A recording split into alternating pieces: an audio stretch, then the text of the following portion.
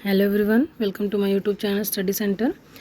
जैसा कि आप सबको पता होगा कि DT+B TGT सोशल साइंस के एक PYQs को हम डिस्कस कर रहे हैं और जिसमें जो भी पेपर 2 से रिलेटेड क्वेश्चन है DT+B द्वारा पूछे गए हैं वो मैं आप लोगों के साथ डिस्कस कर रही हूँ। तो आप सबने अगर मेरी प्रीवियस वीडियो को नहीं देखा है तो मैं हर वीडियो के डिस्क्रिप्शन में प्लेलिस्ट की लिंक शेयर करती जा रही हूँ, आप उनको ज़रूर एक बार देख लेंगे अगर आप DT+B TGT सोशल साइंस के लिए प्रिपेयर कर रहे हैं तो आप उन्हें ज़रूर देखेंगे, क्योंकि आपको पता है कि DT+B जो है वो PYQ से बहुत क्वेश्चंस पूछता है। तो अगर आप PYQs देखते हैं तो आपका बेस क्या हो जाएगा, स्ट्रांग होता जाएगा और आपको पैटर्न पता चल जाएगा किस टाइप के क्वेश्चंस DT+B पूछता है। और मैं साथ ही साथ आपको सॉल्यूशन के साथ साथ मैं आपको एक्सप्लेनेशन भी प्रोवाइड कर रही हूँ, क्योंकि आपका जो कॉन्सेप्ट है वो वही रहेगा और उससे जो एलोबरेट होके आपसे कई बार क्वेश्चंस बन जाते हैं तो आपको क्या करेगा, एक्सप्लेनेशन उसमें भी हेल्प प्रोवाइड करता है। तो चलिए स्टार्ट करते हैं आज की सीरीज़ को। और ये भी इस वीडियो के मैंने 2 पार्ट ऑलरेडी डिस्कस कर रखे हैं, आज मैं इसका 3rd पार्ट डिस्कस करूँगी। हर एक वीडियो में मैं 20 क्वेश्चंस डिस्कस कर रही हूँ, तो ज़्यादा लंबे वीडियोज़ नहीं हैं। तो आप जो अगर पहली बार मेरे चैनल पर आए हैं, अगर पहली वीडियो देख रहे हैं तो पूरी सीरीज़ को ज़रूर देखें, इससे आपको पैटर्न पता चल जाएगा और साथ के साथ आपकी रिवीजन में भी हेल्प हो जाएगी। तो चलिए स्टार्ट करते हैं। आज का हमारा क्वेश्चन नंबर 1 है, डेक्कन ट्रैप निम्नलिखित में से किस कालखंड में बनना शुरू हुआ था। यहाँ पे डेक्कन ट्रैप से रिलेटेड क्वेश्चन पूछ रहा है, तो कौन से टाइम पे बनना स्टार्ट हुआ था, क्रिटेशियस काल में, कार्बोनिफेरस काल में, या फिर सिल्यूरियन काल में, या फिर कैब्रियन काल में। तो हमारा राइट आंसर क्या हो जाएगा, ऑप्शन नंबर ए हमारा क्या हो जाएगा, राइट आंसर। तो अगर मैं आपको एक्सप्लेनेशन बताऊं तो आप देख सकते हैं, डेक्कन ट्रैप मुख्य रूप से क्रिटेशियस कालखंड यानी टाइम पीरियड में बनना शुरू हुआ था।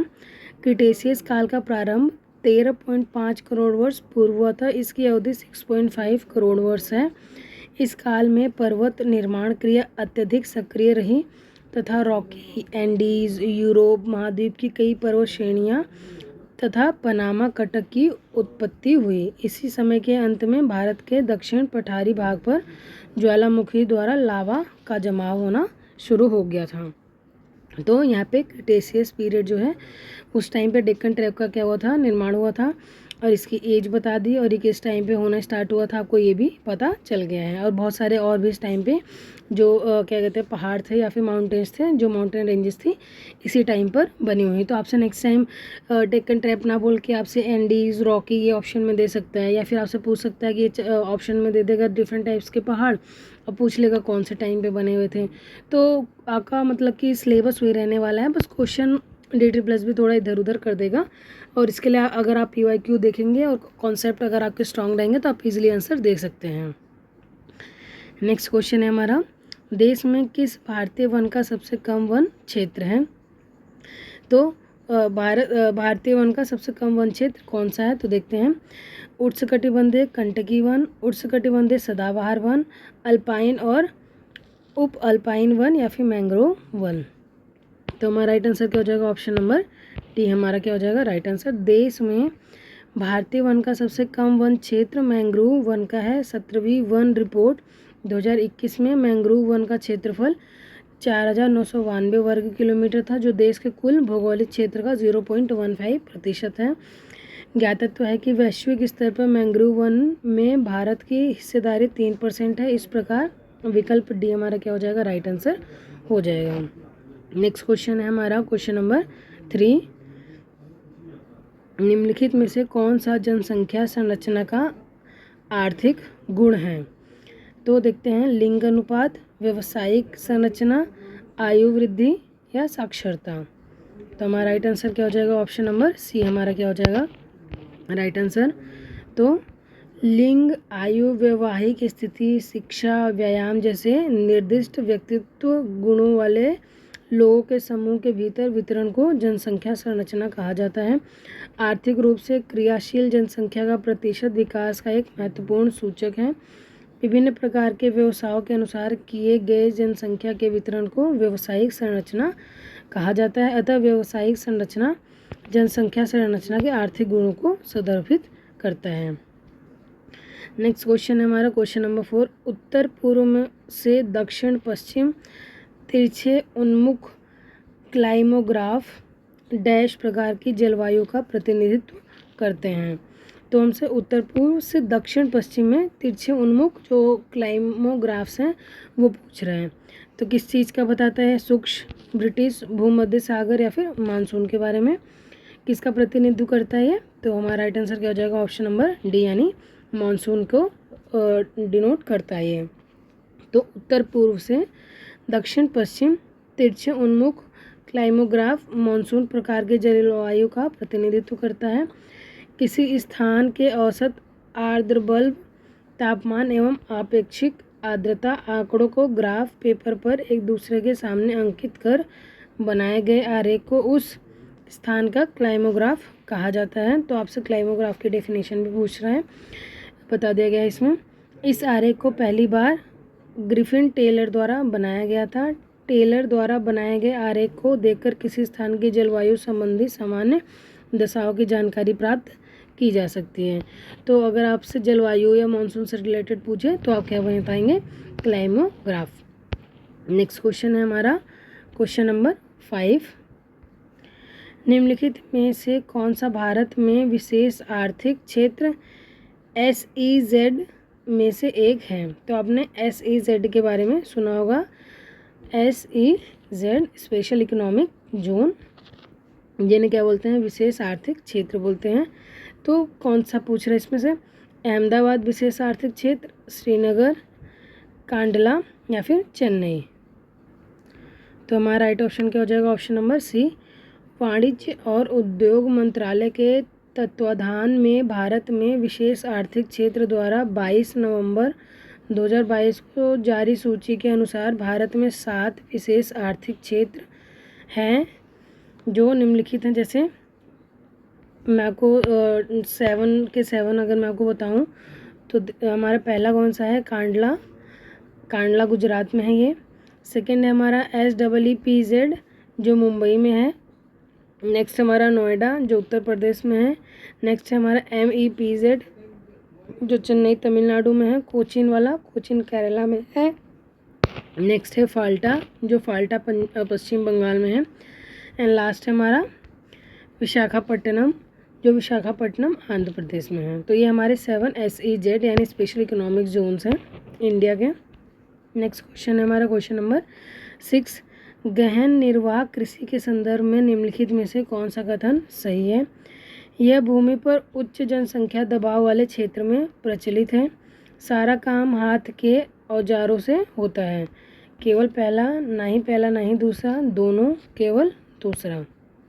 तो हमारा राइट आंसर क्या हो जाएगा? ऑप्शन नंबर बी हमारा क्या हो जाएगा? Right answer. तो गहन निर्वाह कृषि में किसान साधारण औजारों और अधिक श्रम का उपयोग करके भूमि के एक छोटे से भूखंड पर खेती करता है। यह कृषि उच्च जनसंख्या दबाव वाले क्षेत्र में प्रचलित है। अधिक धूप वाले दिनों में युक्त जलवायु और उर्वर मृदा वाले खेत में एक वर्ष में एक से अधिक फसलें उगाई जा सकती हैं। गहन निर्वाह कृषि दक्षिणी, दक्षिण पूर्वी और पूर्वी एशिया के सघन जनसंख्या वाले मानसूनी प्रदेशों में प्रचलित है। नेक्स्ट क्वेश्चन है हमारा question number 7। Which of the following combination of salts is correctly sequence in descending order of their percentage in the sea water? यानी निम्नलिखित में से कौन सा नमक का संयोजन समुद्री जल में उनके प्रतिशत के अवरोही क्रम में सही ढंग से अनुक्रमित है, यानी डिसेंडिंग ऑर्डर में है? तो देखते हैं। सबसे पहला ऑप्शन है हमारा calcium carbonate, potassium sulphate, sodium chloride. Next है सोडियम क्लोराइड, मैग्नीशियम ब्रोमाइड या फिर मैग्नीशियम क्लोराइड। थर्ड है हमारा sodium chloride, magnesium chloride and calcium carbonate. And fourth है हमारा calcium sulphate, sodium chloride, magnesium chloride. तो हमारा राइट आंसर क्या हो जाएगा? Option number C. तो समुद्री जल में प्रतिशत के आधार पर लवणता का अवरोही क्रम इस प्रकार है, देखते हैं हम। तो जो सबसे ज़्यादा मात्रा होती है वो किसकी होती है? सोडियम क्लोराइड की, जो कि क्या होती है 77.8%, magnesium chloride 10.8%, magnesium sulphate 4.7%, calcium sulphate 3.6%, potassium sulphate 2.5%, calcium carbonate 0.3% and magnesium bromide 0.2%। तो मैग्नीशियम ब्रोमाइड जो होता है वो सबसे कम होता है। नेक्स्ट क्वेश्चन है हमारा क्वेश्चन नंबर 8। निम्नलिखित में से कौन सा एक जैव विविधता हानि का मानव जनित कारण है, मतलब मानव द्वारा बनाया गया कारण है। वनों की कटाई और निर्माण कार्य के कारण पौधों और जानवरों की प्रजातियों के आवासों का विखंडन कर देना, पूरी तरह से अलग पारिस्थितिक तंत्र में विदेशित प्रजातियों का साभिप्राय या फिर अज्ञानकृत परिचय। ना ही पहला ना ही दूसरा, केवल पहला, दोनों या फिर सिर्फ दूसरा। तो ऑप्शन नंबर बी क्या है हमारा राइट आंसर है। तो जैव विविधता हानि का मानव जनित कारण वनों की कटाई और निर्माण कार्य के कारण पौधों और जानवरों की प्रजातियों के आवासों का विखंडन करना है। इसके साथ साथ ही पूरी तरह से अलग पारिस्थितिक तंत्र में देशज प्रजातियों का सभिप्राय या अज्ञानकृत परिचय भी इसके अंतर्गत आता है। इसके अतिरिक्त वायु प्रदूषण, जल प्रदूषण, मृदा प्रदूषण एवं ग्लोबल वार्मिंग, ये सभी कारक अधिक जनसंख्या से जुड़े हुए हैं जो जैव विविधता के ऊपर संयुक्त रूप से प्रभाव डालते हैं। इस प्रकार उपयुक्त दिए गए दोनों कथन क्या हमारे सच्चे हैं या फिर सत्य हैं। कपास का सबसे बड़ा निर्यातक कौन सा देश है, मतलब कहाँ पे सबसे ज़्यादा कपास का क्या होता है, निर्यात होता है। चीन, फ्रांस, संयुक्त राष्ट्र अमेरिका या फिर जापान। तो हमारा राइट आंसर क्या हो जाएगा ऑप्शन नंबर बी। तो कपास का सबसे बड़ा निर्यातक देश संयुक्त राज्य अमेरिका है। कपास मुख्यतः उष्णकटिबंधीय पौधे हैं। इसकी कृषि 40 डिग्री उत्तरी अक्षांश से 30 डिग्री दक्षिण देशांतर अक्षाओं के बीच अधिक होती है। अमेरिकन कपास के रेशे लंबे होते हैं जबकि रुई तथा उपज देसी कपास से अधिक मिलता है। विश्व में मध्यम रेशे वाली कपास की कृषि सबसे अधिक होती है। कपास को सफ़ेद सोना की उपमा भी दी गई है। नेक्स्ट क्वेश्चन है हमारा क्वेश्चन नंबर 10। प्रशांत सुनामी चेतावनी प्रणाली PTWS डैश में स्थापित की गई थी, 1965, 55, 70 या फिर 60। तो हमारा राइट आंसर क्या हो जाएगा ऑप्शन नंबर ए हमारा क्या हो जाएगा राइट आंसर। प्रशांत सुनामी चेतावनी प्रणाली वर्ष 1965 में स्थापित की गई थी। प्रशांत के सदस्य राज्यों को शामिल करने वाला एक अंतर्राष्ट्रीय सहकारी प्रयास ICS PTW नियमित रूप से प्रगति की समीक्षा करने और गतिविधियों के समन्वय के लिए बैठक करता है, जिसके परिणामस्वरूप सेवा में सुधार होता है। PTW में प्रशांत महासागर के 46 देश और इसकी सीमांत समुद्र शामिल हैं। नेक्स्ट क्वेश्चन है हमारा क्वेश्चन नंबर 11। निम्नलिखित में से कौन सा एक अंतर्जात खतरा है, ज्वालामुखी आपदा, सुनामी या फिर भूकंप। ऑप्शन है हमारे पास पहला, दूसरा तथा तीसरा, पहला तथा तीसरा या फिर केवल तीसरा। तो हमारा राइट आंसर क्या हो जाएगा ऑप्शन नंबर ए, यानी तीनों स्टेटमेंट्स के हमारे सही हैं। तो ज्वालामुखी, सुनामी तथा भूकंप के सभी अंतर्जात खतरे के अंतर्गत आते हैं। पृथ्वी के अंदर से निकलने वाली ऊर्जा भू आकृति प्रक्रियाओं के लिए प्रमुख बल स्रोत है। पृथ्वी के अंदर की ऊर्जा अधिकांशतः रेडियोधर्मिक क्रियाओं, घूर्णन एवं ज्वारीय घर्षण पर तथा पृथ्वी की उत्पत्ति ऊष्मा द्वारा उत्पन्न होती है। भूतापीय प्रवणता एवं अंदर के ऊष्मा प्रवाह, भूपरपट्टी की मोटाई एवं दृढ़ता में अंतर के कारण अंतर्जनित बलों के कार्य समान नहीं होते हैं, अतः विवर्तनिक द्वारा नियंत्रित मूल भूपरपट्टी की सतह असमतल होती है। नेक्स्ट क्वेश्चन है हमारा क्वेश्चन नंबर 12। लाभ अधिकतम के लॉस सिद्धांत के संदर्भ में निम्नलिखित में से कौन सा कथन सही है। तो हमसे लॉस सिद्धांत पूछ रहे हैं। औद्योगिक अवस्थिति एकाधिकार प्रतियोगिता की स्थितियों द्वारा अभिलक्षित होती है। किसी उद्योग की अवस्थिति में मांग को सबसे महत्वपूर्ण चर माना गया है। पहला तथा दोनों और दूसरा दोनों, केवल दूसरा, केवल पहला या फिर दोनों ही नहीं। तो राइट आंसर क्या हो जाएगा ऑप्शन नंबर ए।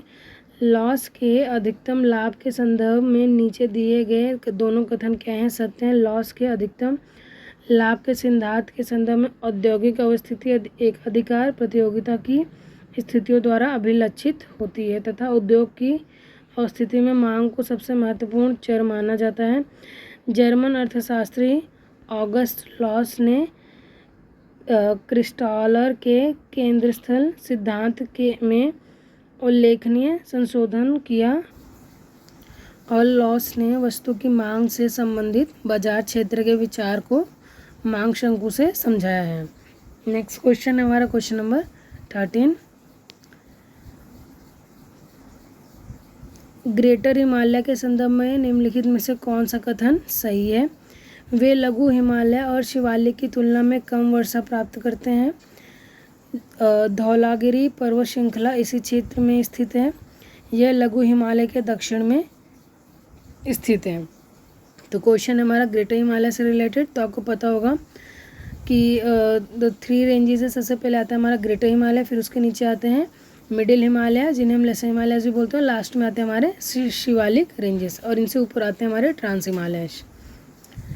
तो देखते हैं हमारा राइट आंसर क्या हो जाएगा। ऑप्शन नंबर सी हमारा क्या हो जाएगा राइट आंसर। तो ग्रेटर हिमालय मुख्यतः लघु हिमालय और शिवालिक हिमालय की तुलना में कम वर्षा प्राप्त करते हैं।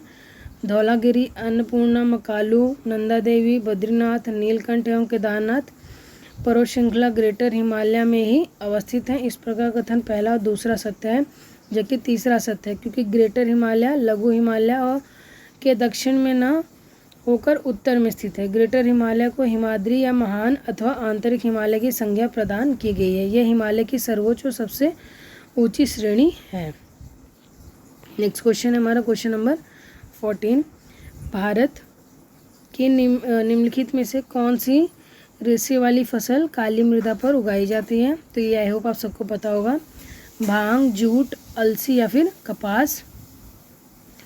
तो हमारा राइट आंसर क्या हो जाएगा? Option number D. भारत की काली मिट्टी पर उगाई जाने वाली प्रमुख रेशे वाली फसल कपास है। कपास मालवेसी कुल का सदस्य है। यह एक उष्णकटिबंधीय पौधा है और इसकी कृषि 40 डिग्री उत्तरी अक्षांश से 30 डिग्री दक्षिण अक्षांशों के बीच अधिक होती है। भारत को कपास के पौधे का मूल स्थान माना जाता है। भारत में मुख्यतः दक्कन पठार के शुष्कतर भागों में काली मृदा मिट्टी कपास उत्पादन के उपयुक्त मानी जाती है। नेक्स्ट क्वेश्चन हमारा क्वेश्चन नंबर 15। अलकनंदा नदी किस ग्लेशियर से निकलती है?